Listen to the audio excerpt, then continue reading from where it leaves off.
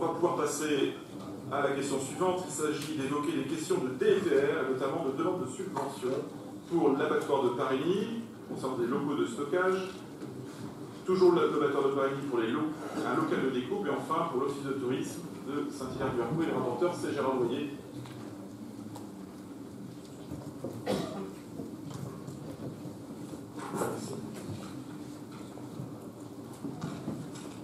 Sujet tout à fait différent. En effet, l'abattoir, la communauté d'Aglo doit réaliser un local de stockage de carton d'environ. Le local serait d'environ 100 mètres carrés pour un montant de 117 000 €. Avant de délibérer, si vous voulez, je pense qu'il est souhaitable de vous présenter quand même un petit peu l'abattoir parce que c'est un sujet particulier. En effet, sur notre abattoir de Parigny, il y a deux sites, deux structures. La SARL, le centre d'abattage, titulaire d'un contrat d'affermage dans le cadre d'une délégation de service public. Actuellement, l'activité est de 3600 tonnes an, ce qui est un bon tonnage. On a connu moins dans les 2 dernières années. Maintenant, on y revient, 3600, c'est bien. Et 39 salariés sur site pour le centre d'abattage. Mais il y a aussi la société Teba, spécialisée dans la découpe et la transformation de saucisses et steaks hachés. Il y a 33 salariés sur cette activité.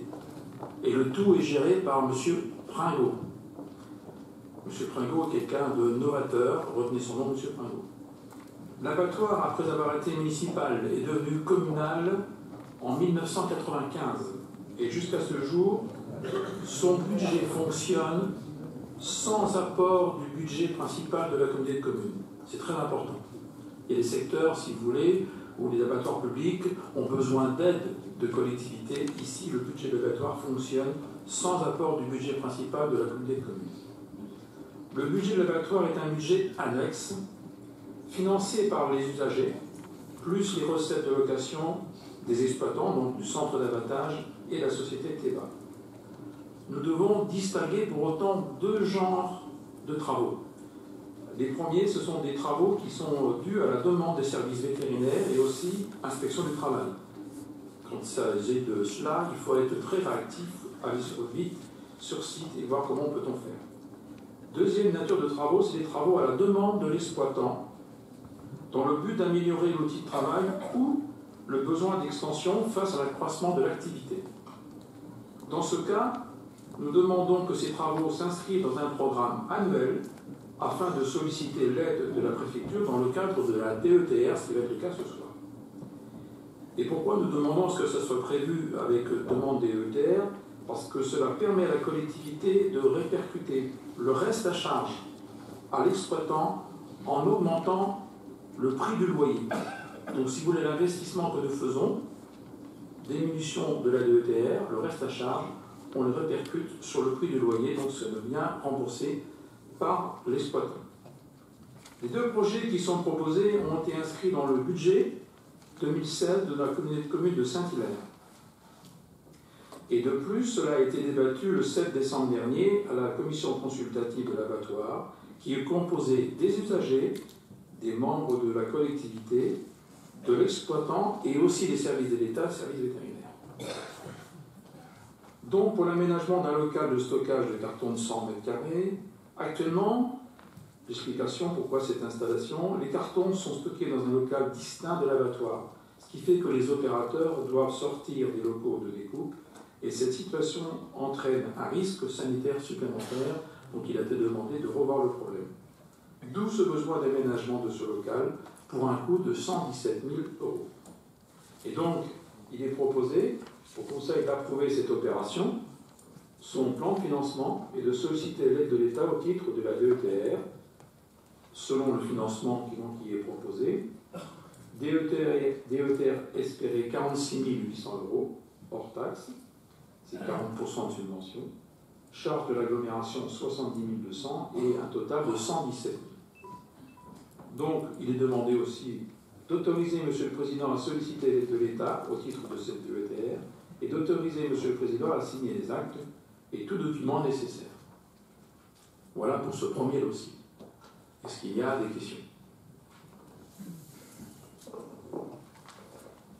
Oui, M. Moelle. Merci, M. Loyer, pour votre exposé très clair et qui nous explique vraiment comment Merci. Merci. D'autres prises de parole? Donc on met aux voix question point par point? Oui, oui. Il y a une deuxième explication. Monsieur Touraine. Oui, Monsieur Touraine, maire de Bouin. J'avais juste une question, c'était juste pour éclairer un peu le débat. Est-ce qu'on sait en combien de temps on amortit les coûts sur les loyers? Ça sera valable aussi pour le prochain dossier. D'accord. Et est-ce qu'on le sait sûrement, comment sont financés ces travaux? Alors, en général, nous essayons de faire que les travaux restent à charge, on les prend par un prêt sur une durée constitutive comme de l'immobilier sur 15 ans. Ce qui nous permet justement de calculer le montant de la charge qu'on répercute pour le loyer. Là, c'est la méthode qui était Utilisée chez nous à Saint-Hilaire. Et que nous verrons dans les différentes commissions Voilà. pour reproduction ou pas. En tout cas, voilà, c'est intéressant d'avoir. Et depuis 1995, vous voyez bien que tous les investissements qui ont pu être faits ont permis quand même à l'exploitant d'améliorer l'outil de travail, d'avoir aussi une activité importante. Mais ce qui est intéressant, c'est d'obtenir la DETR, et bien sûr pour l'exploitant, le coût de l'opération, moins la DETR, c'est ce qui lui reste à rembourser.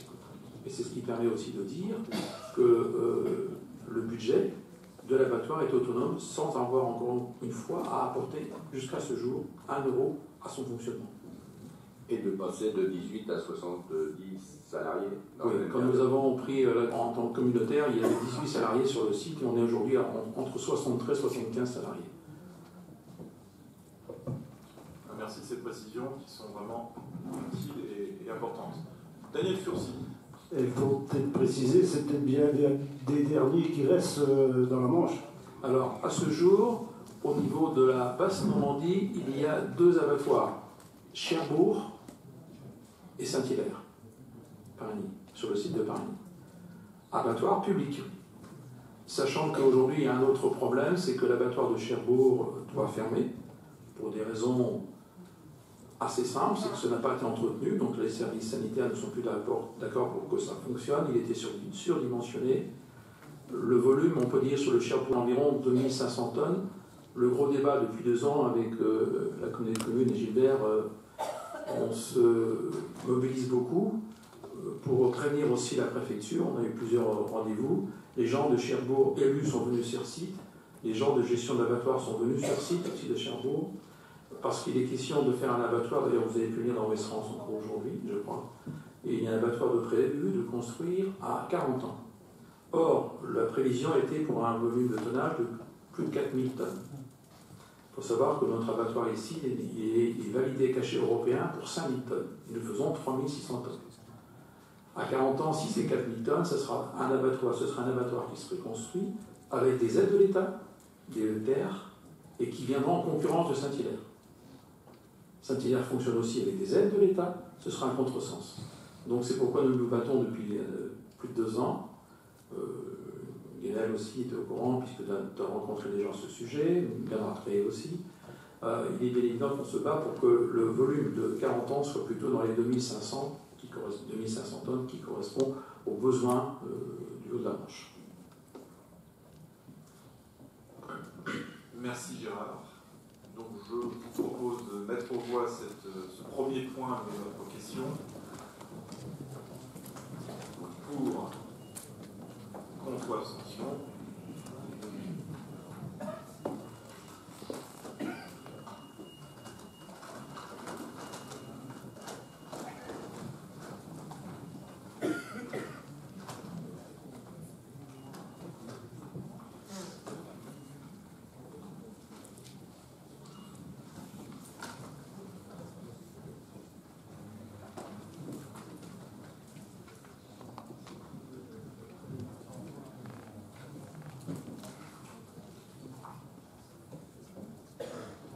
Bien, donc nous avons 151 voix, c'est ça?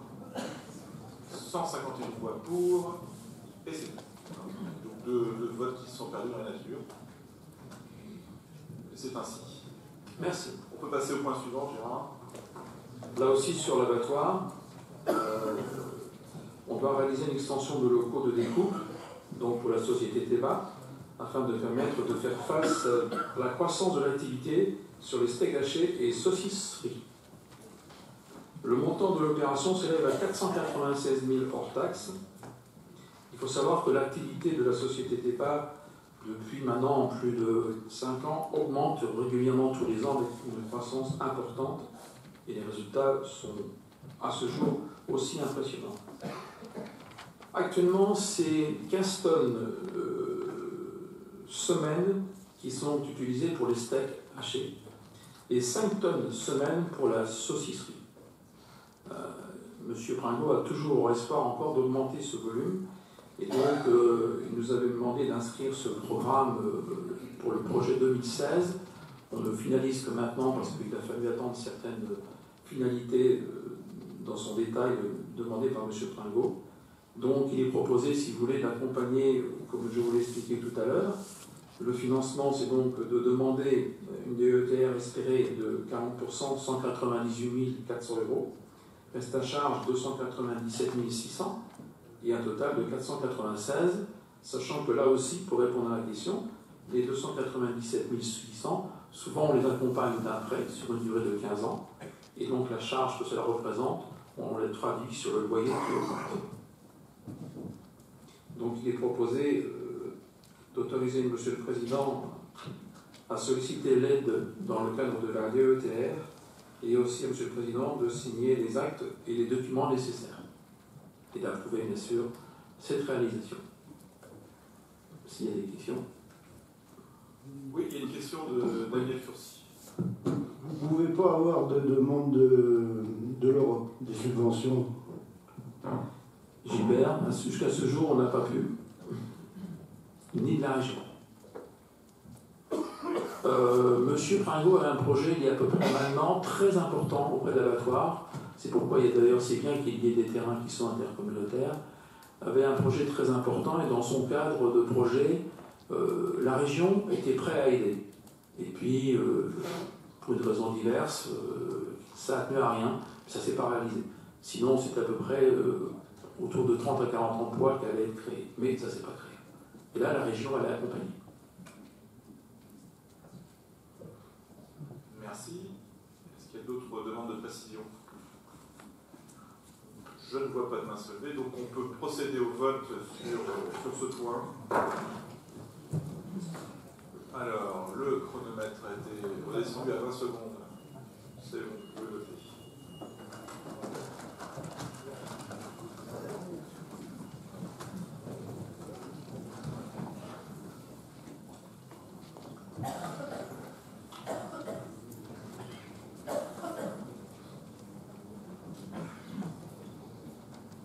Bien, donc nous avons 152 votes pour sur les 152 votes exprimés. Donc là, c'est l'unanimité. Merci. Donc, troisième point. Troisième point, sujet tout à fait différent, c'est l'Office de tourisme de Saint-Hilaire. La communauté d'Aglo doit réaliser et aménager un local pour l'Office de tourisme. Le montant de l'opération s'élève à 237 940 € hors taxe. En effet, la communauté de communes de Saint-Hilaire a fait l'acquisition d'un local d'environ 100 mètres carrés, mieux placé que celui qui existe aujourd'hui et mieux adapté. En accord avec le président de l'Office du tourisme de Saint-Hilaire, donc la communauté de communes a vu qu'il y avait des travaux à réaliser. Ces travaux sont de l'isolation surtout, et aussi dans le cadre de l'accessibilité. Donc ces travaux sont aussi inscrits au budget en 2016 par la communauté de communes de Saint-Hilaire, donc c'est pas une nouveauté. Et donc il est proposé au Conseil d'approuver cette opération, son plan de financement, et de solliciter l'aide de l'État au titre de la DETR, donc qui pourrait être financée de la façon suivante. DETR espérée 95 176 hors taxes, à charge de la communauté d'agglomération 142 764, soit un total de 237 940, et d'autoriser M. le Président à solliciter l'aide de l'État dans le cadre de la DETR, d'autoriser M. le Président à signer les actes et tous les documents nécessaires. Est-ce qu'il y a des questions? Oui, Sophie Durand. Où sera situé ce nouveau bureau d'information touristique? Juste auprès de la pharmacie Ozen, pour ceux qui connaissent. Rue principal à 50 mètres de la mairie et en remplacement d'un local qui était en location. Voilà. Et qui nécessitait des travaux conséquents. Important. Et sur lequel nous étions à l'étroit. Et trop petit. Il y a une question de Michel Gérard. Je suppose que l'acquisition est déjà faite. Il y a quel prix? L'acquisition, 70 000 euros. Oui. D'accord, c'est ça. Et le local actuel sera sans doute vendu? Non, non, celui que nous C'est un avons bien qui est en location. location, donc on ne se permettra pas de vendre quelque chose qui nous appartient pas. Parce que je pense que C'est en location, c'est pour ça. Voilà. C'est bien, c'est Mais jamais. c'était exigu pour ceux qui connaissent. Hein. c'est un propriétaire. Bien. Y a-t-il d'autres questions concernant ce troisième point de demande de DETR? Ah, il y a une main qui se lève, c'est Olivier Deville. Olivier? Oui, le montant que vous avez annoncé, ça fait 2370 euros le mètre carré, c'est ça, je crois. En rénovation, est-ce que ça comprend l'acquisition? Oui, ça comprend. Non, ça comprend, je ne sais pas. Si. Acquisition comprise, pardon. Gilbert, est-ce que tu veux donner des précisions? Oui. J'ai pas les chiffres. C'est une habilitation. Non, c'est les travaux, puisque de toute façon, on n'aurait pas le DDTR sur l'acquisition.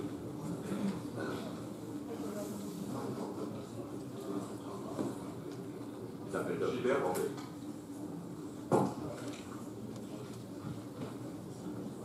C'est quelque chose qui était dans le plan pluriannuel de la commune avec commune, et puisque ça avait été décidé il y a depuis 2 ans déjà, et donc la mission. Voilà, je détaille. Ça comprend l'acquisition en effet. Il y a l'achat du bâtiment 70 000 euros, la maîtrise d'œuvre 13 940 euros, travaux immobiliers, c'est là qu'on y retrouve les 150 000 euros, coordination SPS 1500, contrôleur technique 2500, ce qui fait les 237 940. Bonne question. Merci Olivier pour ta question. Qui a permis d'avoir cette explication. Bien, s'il n'y a pas d'autres interventions, je mets aux voix ce troisième point de demande de DETR. Donc vous pouvez y aller.